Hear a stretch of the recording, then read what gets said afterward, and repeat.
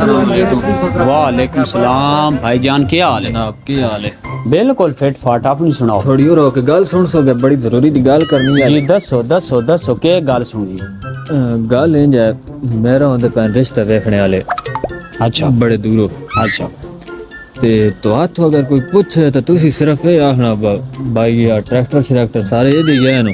अच्छा यार जड़ा पंप है ये भी ये दिया है, तो जड़ा ट्रैक्टर दा बच्चा ये बच्चा ट्रैक्टर दा, वो ट्रैक्टर दा निक्का बच्चा। हाँ वो भी ये दिया है। ते बस तू साहब गल करनी अगू ना देना, मैं आपे गल बात सारी होई होई।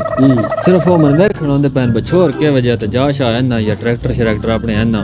अच्छा क्योंकि वो भी जिम्मेदार है, तो मैं भी उन्हें दस मैं भी जिम्मेदार ही हूँ।